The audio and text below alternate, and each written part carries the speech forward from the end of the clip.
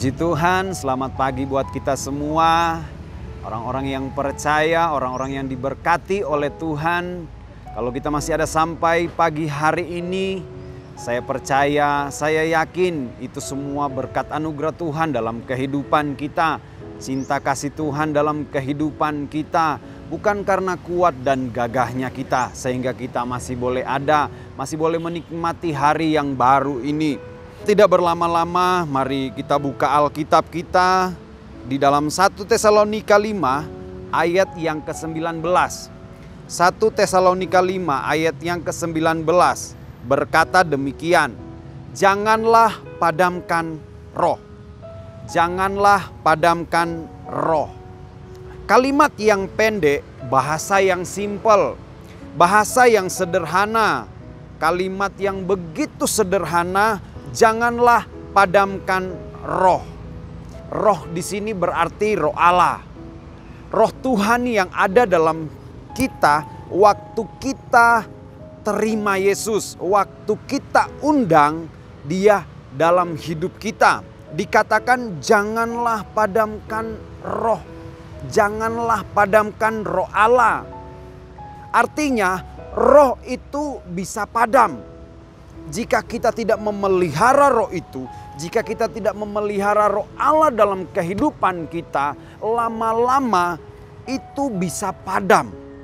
Kita melompat di dalam Mazmur 51, Mazmur 51 ayatnya yang ke-13. Mazmur 51 ayatnya yang ke-13. Ini bercerita tentang Raja Daud. Berkata demikian, janganlah membuang aku dari hadapanmu, dan janganlah mengambil rohmu yang kudus daripadaku.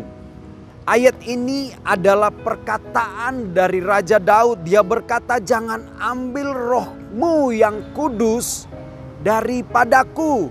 Kalau kita melihat judul dari perikop ini adalah pengakuan dosa.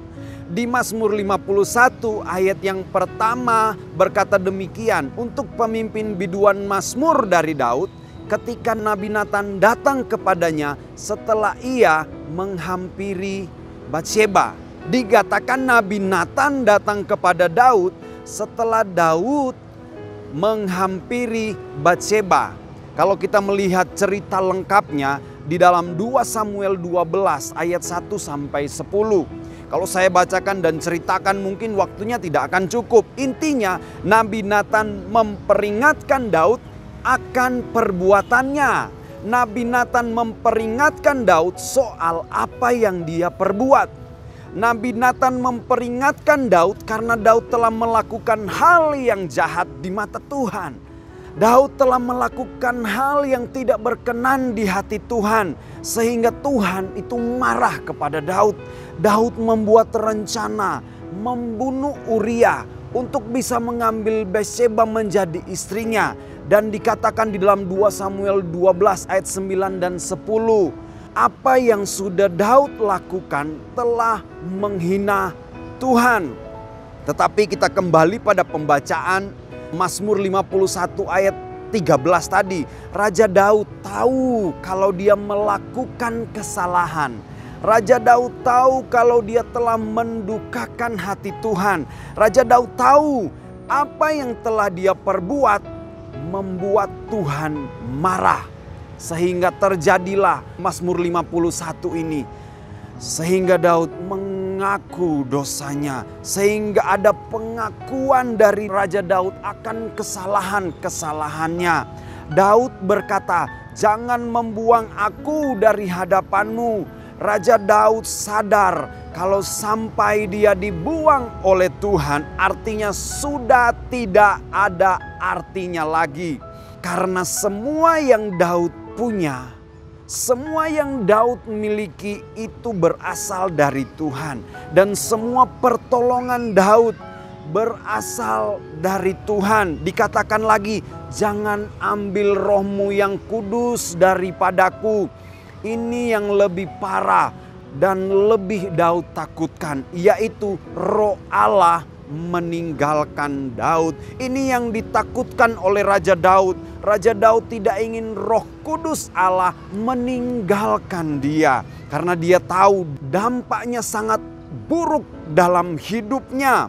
Kalau Roh Allah meninggalkan dia, dia tidak akan mengalami lagi hal-hal baik dalam hidupnya. Pikiran dan hatinya tidak akan lagi beres. Tanpa Roh Allah, Daud tidak bisa berbuat apa-apa. Daud telah melihat contoh di saat Roh Allah meninggalkan Saul, hatinya tidak beres lagi. Yang ada hanya iri, dengki. Maka dari itu Raja Daud takut kalau sampai Allah membuang dia, kalau sampai Roh Allah meninggalkan dia, dia takut dia akan mengalami hal yang sama seperti yang dialami oleh Raja Saul. Jadi jangan sampai Roh Allah itu padam dalam kehidupan kita. Senantiasa kita memelihara Roh Allah itu dalam kehidupan kita. Bagaimana kita memelihara Roh Allah itu? Tetap hidup dalam kebenaran, tetap hidup sesuai dengan firman Tuhan, tetap intim dengan Tuhan, lakukan kehendak Tuhan. Amin. Firman Tuhan, segala pujian syukur hanya bagi Engkau Tuhan.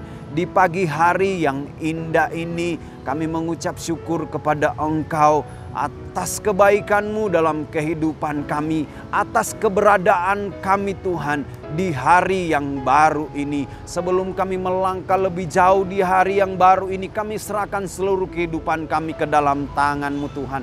Kami percayakan seluruh kehidupan kami ke dalam tangan-Mu. Setiap langkah-langkah kami, setiap keputusan-keputusan kami taruh dalam tangan Tuhan. Kami percayakan ke dalam tangan Tuhan. Dan kami percaya di saat kami percayakan semuanya ke dalam tangan Tuhan, Engkau yang beracara semua di dalamnya Tuhan. Terima kasih Tuhan, kami tetap senantiasa berdoa kepada Engkau untuk bangsa dan negara kami, untuk kota kami Tuhan. Engkau memberkati setiap pemimpin-pemimpin yang Tuhan telah percayakan untuk memimpin bangsa dan negara kami ini Tuhan. Dan untuk memimpin kota Temanggung kami ini. Dan kami juga berdoa untuk gereja kami, GPDI COTW. Tuhan tetap senantiasa menolong, Tuhan tetap senantiasa memberkati gereja kami ini. Setiap hamba-hamba-Mu yang Tuhan percayakan melayani di gereja kami ini Tuhan, dari Bapak dan Ibu Gembala, para staf yang ada, pengerja, diaken, bahkan semua hamba-hamba-Mu yang terlibat dalam pelayanan Tuhan di gereja kami ini. Tuhan yang memberkati, urapan baru Tuhan senantiasa anugerahkan dalam kehidupan mereka. Terima kasih Tuhan, kami tidak lupa juga dengan jemaat-jemaat di GPDI COTW. Tuhan tetap senantiasa memberkati kehidupan mereka, usaha mata pencaharian mereka Tuhan. Apapun aktivitas mereka sepanjang hari, Tuhan tetap menolong, Tuhan tetap memberkati. Tuhan buat berhasil setiap pekerjaan mereka Tuhan. Kalau ada saat ini yang mungkin dalam keadaan kelemahan tubuh, yang saat ini mungkin terbaring dalam keadaan sakit Tuhan, kami berdoa kepada Engkau di dalam nama Tuhan Yesus Kristus.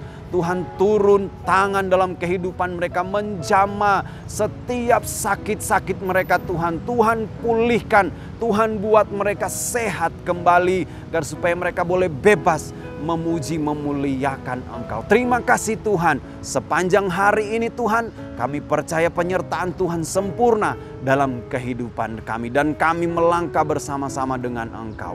Di dalam nama Tuhan Yesus Kristus. Haleluya, amin.